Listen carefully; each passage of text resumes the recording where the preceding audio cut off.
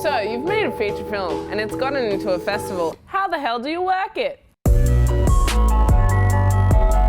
Hey guys, my name is Beatrice Barbascola and I'm a writer, producer, comedian, and I can't cook. I recently got development funding from Screen Australia to produce a web series, and my feature film, Suburban Wildlife, which I co-wrote and produced, is currently on the festival circuit. It had its world premiere in Cinequest Film and Creativity Festival in California, and Sydney Film Festival has picked it up for its Australian premiere. Entering the film festival circuit was a very steep learning curve, and I would love to share my tips with you on how to work a festival.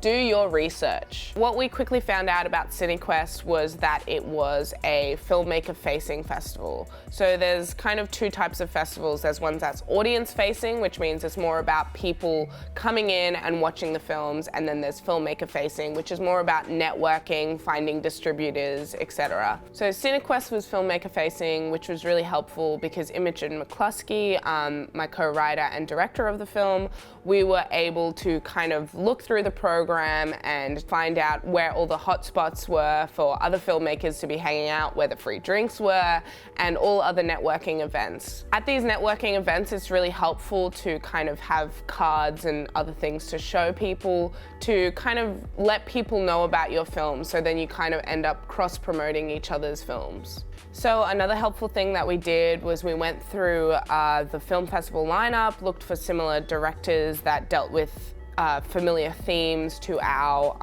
feature film, and started getting in contact with them via Facebook or common interests. IMDb is a really great tool because you can actually see how many mutual connections you might have with that filmmaker, even if it's an actor who was on one of your films or if it was a third assistant camera. It basically means that they can connect you and you can have some contacts before you arrive. Come prepared. Another thing that I was so thankful that we did was we created a lot of flyers, business cards, and just random things that we could give to people so they kind of remember what your film is, who you are, and when's it on. So we had postcards, we had little flyers with some reviews on them, and we also had A5 posters that we put in shop windows with all 4 of our screening dates, and that really helped of just like me and Imogen hitting the town, asking every muffin shop and frozen yogurt place to put up any sign that we possibly could.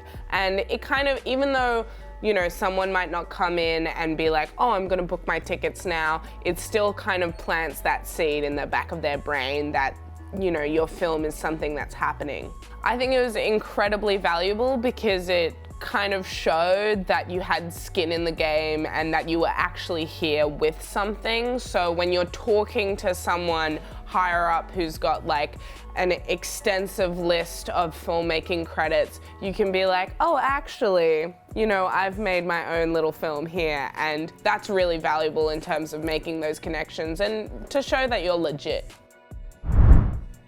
Make social media your best friend. Social media is already my best friend, but honestly, when you are plugging your film, it's a whole different game. Try and think about, if your film was a person, what kind of social media would it have? Social media is ultimately an extension of your film. So if it's a moody piece, maybe only have serious posts. If it's kind of something fun about friends, but then also really sad, you can have a mix of the two, and that's honestly what we did. Targeted advertising with Facebook can be one of your best friends. In the last few weeks of Cinequest, what we did was we created a specific audience for 13 to about, I think, 65, which is quite large, but we kept it in the vicinity of San Jose, which is where the festival was.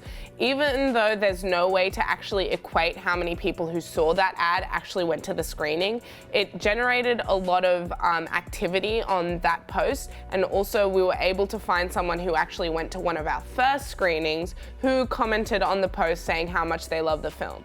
Instagram stories can be really helpful in documenting the day-to-day life of the festival, and also help the people who are already engaged with your film feel like they're part of the journey, which will help you eventually when you need those people to sit in those seats.